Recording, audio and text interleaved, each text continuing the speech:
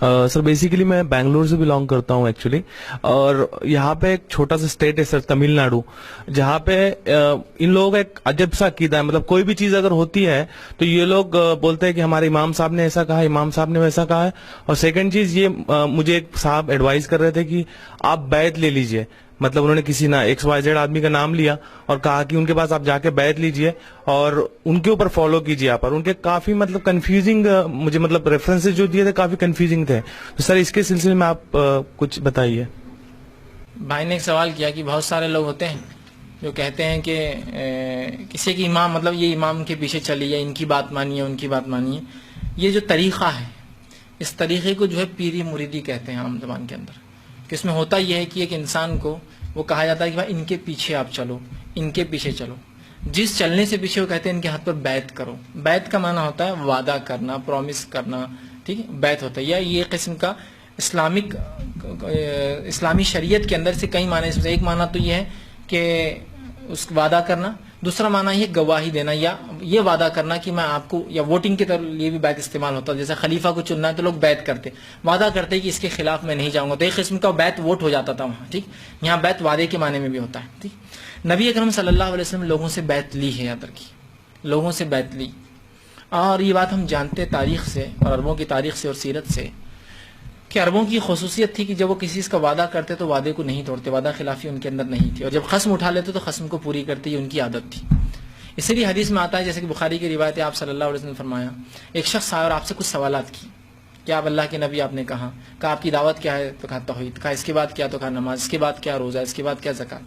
ये बातें उसने सुनी और उसके बाद कहा कि मोहम्मद सल्लल्लाहु अलैहि वसल्लम, इस बात को याद रखना कि अल्लाह की कसम जो आपने कहा, इससे मैं एक चीज़ ज़्यादा और एक चीज़ कम नहीं करूँगा। और वो चला गया। जब वो चला गया तो आपने मुस्कुरा और कहा, क्या तुम में से कोई जन्नती देखना चाहता है? साहब ने कहा हम। तो कहा वो शख्स देखो, अगर जो वादा उसने मुझसे करके भी निकला है ना, पूरा कर ले तो वो जन्नती है। और चूंकि आप जानते थे अरबों में खसूसियत थी, वादे को नहीं तोड़ते थे। वो बैत एक बार ने बैत कर ली थी ना, वादा, इसी को बैत कहेंगे। ऐसा कोई तरीका नहीं था। उसने आया और आपने कहा कि मैं अल्लाह की कसम करूं, आपने कहा अगर तू ऐसा करता है फलां चला, ये उसका वादा था अल्लाह के रसूल के सामने कि मैं ऐसा करूंगा, ठीक। अब ये बातें तो है, लेकिन आप लोग इसको एक अलग कॉन्टेक्स्ट में ले जाते हैं। वो ये होता है कि ये करना लाजिम और जरूरी है कि जिंदगी में किसी के पीछे चलना है बैत करके, आपको लाजिम फर्ज। तो लिहाजा किससे मिले तो बोलते आप किसके हाथ पे बैत किए हुए, आप किसके हाथ पे बैत किए हुए? वो कहता मैं तो फलां के हाथ पे। बोलते अरे यार तुम तो बहुत बड़े आदमी के हाथ पे बैत किए हुए, हम जरा छोटों के हाथ पे है।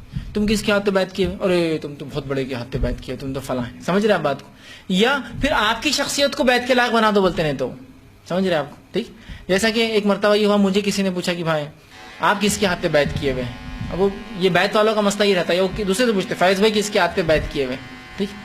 मैंने एक दिन कहा कि भाई मुझे बैत करने की क्या जरूरत, मैं खुद आले रसूल से हूँ। कहीं मेरा नाम पर गौर नहीं किया आपने, फैज अली सैयद मेरा पूरा नाम है, इधर सैयद है इधर अली है, दोनों में बोला कोई मामूली खानदान थोड़ी है, ठीक। तो नहीं तो ये तो बहुत बड़े लोग हैं, इनके पीछे हम नहीं बैत करना चाहिए बोले।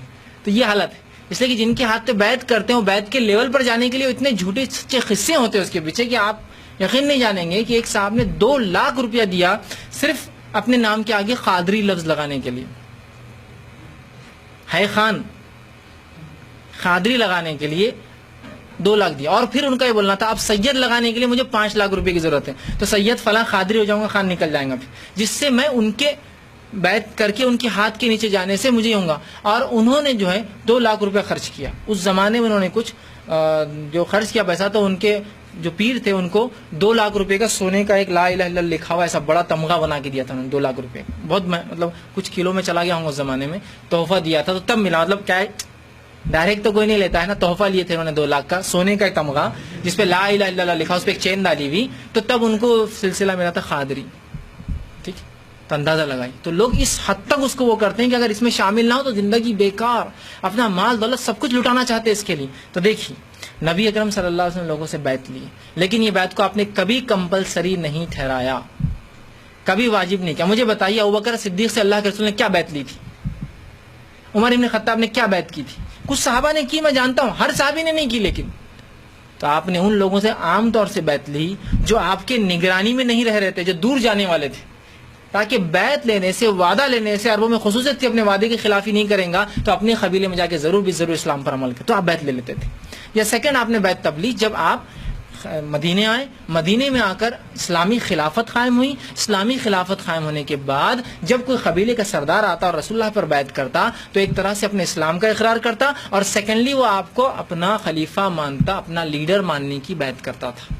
اور یہ لیڈر ماننے کی بیعت کا سلسلہ تو آپ کے بعد ابوبکر صدیق کے جو ہے سلیکشن میں آپ کو خلیفہ چننے میں استعمال ہوا, عمر بن خطاب کے اس میں استعمال ہوا, اور دیگر تمام کے اس میں یہ بیعت کا سسٹم پھر جاری رہا. ٹھیک, تو وہ کمپلسری بتاتے ہیں. اچھا, اب بیعت کو شرعی اعتبار سے کر بھی لے, ٹھیک, کر بھی لے, سمجھ لیجیے کہ کوئی آدمی آیا اس سے بیعت کر لے, تو نو مسلم کے لیے بیعت آج بھی لاگو ہے. آپ سمجھو کوئی اسلام قبول کرنے آتا اس سے بیعت لیتے. عورتوں سے تھوڑا الگ تھا, مردوں سے الگ تھا. عیسائی مردوں سے الگ اور عیسائی عورتوں سے الگ بیعت لیتے تھے آپ, جو ان میں خامیاں تھی کہ تم اللہ کو ایک مانو گے, تین نہیں مانو گے, عیسیٰ اللہ کا بیٹا ہے. عورتیں ہوتی تو چوری نہیں کروں گی, زنا نہیں کروں گی, دوسروں کی اولاد کو اپنے شوہر کی طرف منسوب نہیں کروں گی, مطلب زنا نہیں کروں گی, اور اگر یہ عمل ہوتا ہے تو اپنا جھوٹا, اب کسی کو بیٹا نہیں کہوں گی اس کو, مطلب اس کا اقرار کروں گی اس جرم کا. تو اس قسم کی آپ بیعت لیتے. تو نو مسلم سے کوئی بیعت لینا چاہے تو یہ ایک الگ بات ہے, وہ آج بھی ہو سکتا ہے. لیکن ہمارے پاس جو آج کی بات ہے وہ یہ ہے کہ میں فلاں کے پیچھے چل لوں, پھر یہ میرے ذمہ دار, یہ میرے کارساز, یہ میری مشکل کشا, یہ میری حاجت روائی کر سکتے, یہ وسیلہ بن کے میرے ہر اعمال کرا سکتے, اور ان کے اعمال کے اوپر میرے اعمال ڈیپینڈ ہے. یہ نیک ہے تو میرے اعمال خود بخود برے اچھے ہو جائیں گے, اور یہ برے ہوگا تو میرے اعمال اچھے برے ہو جائیں گے.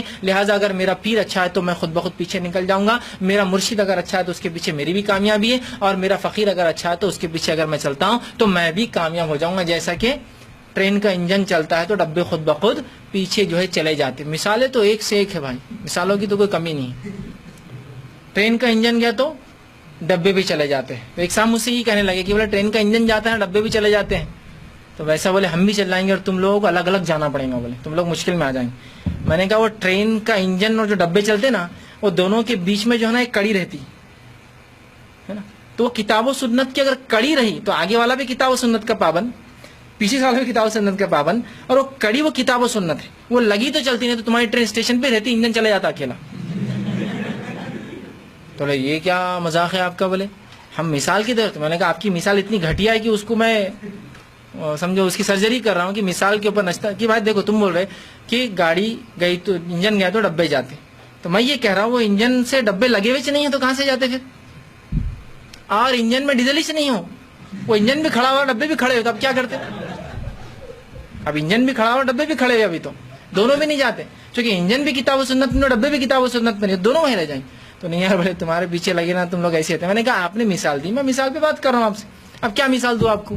آپ نے انجن کی مثال دی, میں ٹرین انجن کی بات کر رہا ہوں. تو ہمارا یہ ماننا ہے اگر کتاب و سنت پر ہم رہے تو ہر انسان کے لیے ایک انجن آئیں گا اور اس کو لے جائیں گا, مطلب ہر مومن جو ہے سوار ہوں گا اور جنت میں جائیں گا. ہم کو کوئی ایک انجن کے پیچھے ڈبوں کے ساتھ جانے کی ضرورت نہیں ہے, انفرادی فردن ہم جائیں گے. اور یہ حدیث میں اور یہ قرآن میں آتا ہے ہر انسان رب کے سامنے اکیلا کھڑا ہوں گا. اکیلا ہوں گا مطلب ہر آدمی یا تو انجن ہوں گا یا تو ڈبہ ہوں گا, دونوں میں سے کوئی ایک ہوں گا. اکیلا ہی ہوں گا نا, یا تو انجن یا تو ڈبہ, ٹھیک ہے, دونوں میں سے کوئی. یہ وہ ہے کہ انجن تو ہمارے نبی انجن ہو گئے سمجھ لیجیے, ہم اس کے پیچھے ڈبے ہیں, یہ ہو سکتا, لیکن ان کے طریقے پہ ہونا, وہی تو میں کہہ رہا ہوں کہ آپ کا مرشد اگر اس طریقے پہ کتاب و سنت کی تو ٹھیک, ویل کوئی مسئلہ نہیں, آپ اس کے طریقے پہ آپ خود کتاب و سنت پہ عمل کیجیے, آپ بھی چلے, آپ بھی انجن ہے اور وہ بھی انجن ہے, سب اپنے اپنے ٹریک پہ اپنے اپنے طریقے سے جائیں گے. کیونکہ ہر آدمی اللہ کے پاس فردن کھڑا ہوں گا, کہیں بھی لفظ نہیں کہ ایک نبی آئیں گے اور پورا گروپ اس کے ساتھ آ کے کھڑا ہوں گا. ہاں مقام محشر میں سب کھڑے ہوں گے ایک ساتھ, محشر کے بعد تو انجن کو بھی الگ جانا ہے اور ڈبوں کو بھی الگ جانا ہے, مطلب ہر آدمی فردن آ رہا ہے, اس سے بات ہو رہی ہے, اللہ سے کلام ہو رہا ہے, سوال و جواب کے بعد آگے بڑھ رہا ہے. یہاں کیا تمہاری ٹرین اور کیا انجن کام آنے والا, یہ مثالی درست نہیں نا پھر. تو بہرحال ہر آدمی جائیں گا, تو لہٰذا وہ بیعت جو آج لی جا رہی ہے وہ غیر شرعی بیعت ہے, اس کا کوئی شرعی وجود نہیں ہے. اور جس عقیدے پر لی جاتی ہے, زندہ اور مردوں سے بھی لی جاتی ہے کہ ہم عبد القادر جیلانی کے جو ہے پیچھے جو ہے ہم چلتے ہیں, ہم ان کے جو ہے ماننے والے ہیں, اور وہ ہیں. اچھا, ماننے والے ہونے کا مطلب بھی نہیں سمجھ میں آتا ان کو بہت سی بار. ماننے والے کا مطلب ہوتا ہے ان کے طریقے پہ چلنے والا, ان کے طریقے پر چلنے والا. ایک مرتبہ جو ہے میں ایک مقام پر درس قرآن لیا کرتا تھا, وہاں لوگوں نے بہت خلاف ورزی کی, اور ایک بار تو کیا پینٹ میں بلیک کلر کا پینٹ اپنی مسجدوں کے باہر مارا, اور وائٹ کلر پینٹ میں لکھا یہ رفع دین کرنے والے یہ حرام کاری کرتے, یہ امین بالجہر والے یہ حرام کاری کرتے, ان کو مسجدوں سے نکال دو, یہ زانی ہے, حضرت عمر کو گالیاں دیتے ہیں, پورا ایسے. اور پورے مسجدوں نے پلان کر کے وہ ایریا میں لگا دی. ٹھیک, اس کے بعد ہوا یوں کہ ایک آدھ مہینے کے اندر بمبئی سے ایک جماعت نہیں معاف کرنا قافلہ آیا. اب وہ قافلہ آیا, اس علاقے کے اندر رکا. جماعت اور قافلے کا فرق شاید آپ سمجھتے ہیں, ٹھیک. تو قافلہ آیا, جب قافلہ آیا وہاں رکا تو مجھے پتا چلا وہ قافلہ جو ہے عبد القادر جیلانی کے خاندان سے ہونے کا دعویٰ کرتا ہے. ان میں کچھ ایسے لوگ تھے جو ان کے خاندان سے دعویٰ کرتے ہونے کا. میں نے کہا ٹھیک ہے، بہت اچھا موقع مل گیا. میں نے ایک گزارش کی اور ایک تھوڑی دیر کا ٹائم مانگا کہ مجھے آپ لوگوں کے ساتھ ٹائم چاہیے کچھ. انہوں نے وہ ٹائم دیا. جب میں وہاں گیا ان سے ملنے تو وہ ایک درگاہ میں کھڑے تھے اور درگاہ میں کھڑے کہ خوب برا اور بھلا بول رہے تھے. وہ جو ذمہ دار تھے جو عبد القادر جیلانی خاندان کے تھے وہ کہہ رہے تھے کہ یہ جو غلے تم نے درگاہوں کے سامنے لگائے ہیں یہ تم بدنام کر اللہ کے ولیوں کو. یہ بھیک مانگنے تھوڑی آتے اللہ کے ولیوں. تم ان کے نام پہ دھندا کر رہے ہو، چندہ کر رہے ہو، یہ کر رہے ہو. خوب چڑھ رہے تھے، مطلب ہٹاؤ بول رہے تھے. یہ سب چیزیں نہیں ہونا. یہ اللہ کے ولی تو دنیا چھوڑ کر آئے تھے اور تم نے پوری دنیا بسانے کے طریقے بنا لیے اس کے اوپر. چڑچڑ کر رہے تھے. مطلب وہ جینوین دکھ رہے تھے اپنے عقیدے میں جو بھی ان کا عقیدہ تھا، لیکن وہ خالص تھے اپنی اس نیت. بہرحال اس کے بعد میں نے ملاقات کی. میں نے کہا آپ عبد القادر جیلانی خاندان سے، اور جب عبد القادر جیلانی خاندان کے ہوں گے تو مجھے پتا ہے یہ شافعی ہوں گے. عبد القادر جیلانی رحمہ اللہ وہ حنفی نہیں تھے، شافعی تھے. تو مجھے پتا یہ شافعی ہوں گے ہی بندہ، تبھی عبد القادر جیلانی کے خاندان. اور میرا گیس بالکل رائٹ تھا، وہ شافعی تھے. اور وہ نماز جب پڑھی تو رفع دین کیا. اس کے بعد میں نے ان کو مسجد سے باہر لایا. میں نے کہا شیخ آپ اتنے بڑے علاقے میں آئیں، ذرا چل کے کچھ مسجدوں کی زیارت کر لیں گے. وہاں درگاہ بھی تھی. کہا چلیے. جب لے گئے تو ایک مسجد صاحب میں نے کھڑا کر دیا ان کو. رفع دین کرنے والا آرام کام کر رہے. شیخ کیا لکھا ہوا ہے دیکھیے، آمین بل جھرنے والا فلاں فلاں. جب انہوں نے شروع کیا وہاں ایک ایک متولی کو برا بھلا بولنا، سب کو جمع کی. سب ادھر بڑی درگاہ والے، چھوٹی درگاہ والے، یہ وہ سب. کیا ہے سالو تم یہ کر رہے؟ بولے عبد القادر جیلانی کو گالیاں دے، پیرانے پیر کو جس کے پیچھے تم جنت میں جانے والے وہ رفع دین کرتے تھے اور تم ان کو گالیاں دے رہے. تو سب توبہ غلطی ہو گئی جلدی. اور اسی دن پینٹ پورا واپس پینٹ پورا ڈھالتی. بولے نہیں بہت بڑی غلطی ہوگی، اللہ معاف کرے. ان کو خود نہیں معلوم کہ عبد القادر جیلانی جو ہے وہ شافعی تھے، حنفی نہیں تھے مسلکن. وہ رفع دین کرتے تھے. انہوں نے گالیاں لکھ دی رفع دین کرنے والوں کے نام سے. اپنے ہی پیر کو گالیاں دے دی جس کے پتہ نہیں نیاز کر رہے 70 سال 80 سال سے، اور ان کو گالیاں دے رہا. ان کو یہ نہیں پتا کہ وہ جس امام کے پیچھے یا جس مرشد کے پیچھے جانے کا دعویٰ کرتے وہ خود رفع دین کرتا تھا. دیکھیے ماننا اس کو بولتے ہیں کیا؟ ماننا تو مطلب طریقے پہ چلنا اس کی ہے نا. تو پیرانے پیر کو مان رہے تو پھر چلیے نا ان کے طریقے پہ اچھے کام کیجیے. ان کی طرح شافعی بن جائیے حنفیت سے نکل کر. ان کی طرح رفع دین کیجیے، آمین بل وہ سب کرنا پڑے گا جو وہ کرتے تھے. تبھی تو پھر ٹرین انجن کو وہی ڈبہ فٹ ہوگا جو اس انجن کے لائق بنا ہوگا نا. کوئی بھی ڈبہ تو فٹ نہیں ہوگا نا. آپ کی اسکوٹر لگا دیں گے ٹرین کے پیچھے تو نہیں جانے والی. تو پھر درست نہیں ہے. تو بہرحال وہ جو پیری مرشدی ہمارے پاس چلتی ہے شریعتاً اس کا کوئی وجود نہیں ہے، جس میں ایسے عقائد ہے جو غیر شرعی ہے، جس میں آپ بیعت کر کے مکمل مطمئن ہو جاتے اعمال کے معاملے میں کہ مجھے کچھ نہیں کرنا ہے، اب جو ہمارے پیر کریں گے، مرشد اور فقیر کریں گے، میرا وہی معاملہ ہوگا. یہ بہت خطرناک چیز ہے. یہ غیر شرعی معاملہ ہے. شریعت کے اعتبار سے آپ کسی کے اسلام قبول کرنے پر بیعت لے سکتے ہیں نو مسلم جو ہوتے، اور اگر خلاف ہے تو خلیفہ کے چننے کے لیے یا مسلم لیڈر کے چننے کے لیے سسٹم رکھا جا سکتا ہے. اس کے علاوہ اب وہ بیعت کی ضرورت نہیں. اور لوگوں نے بیعت کے پھر عجیب و غریب طریقے ایجاد کیے. پتہ نہیں بولے بیعت کرنے سے وہ شرابی نے شراب چھوڑ دی، کبابی نے کباب چھوڑ دیا، فلاں نے فلاں چھوڑ دیا، اس نے یہ چھوڑ دیا. دیکھیے ایسے کچھ لوگوں کو فائدے ہو سکتے ہیں، کچھ فائدے کے لیے پوری شریعت نہیں بدلی جا سکتی، یاد رکھیے. ٹھیک ہے.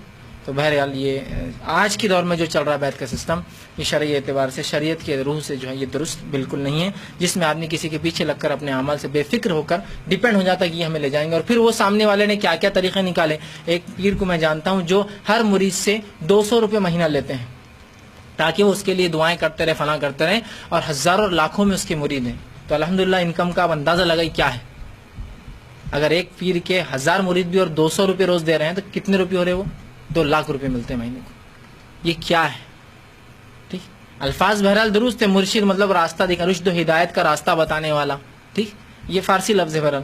ٹھیک ہے. رشد سے مرشد لفظ آتا ہے جو راستہ بتانے. ٹھیک ہے. الفاظ کے طرف ٹھیک ہے نا. کوئی گمراہ آدمی کو راستہ بتا رہا وہ اس کا مرشد ہو گیا. اور وہ لیکن اس کا مطلب یہ نہیں کہ وہ جو اس کا بلانے والا کام کرے گا اس کو بھی وہ اجر ملے گا، انہیں جنت تو انہوں جنت. نہیں.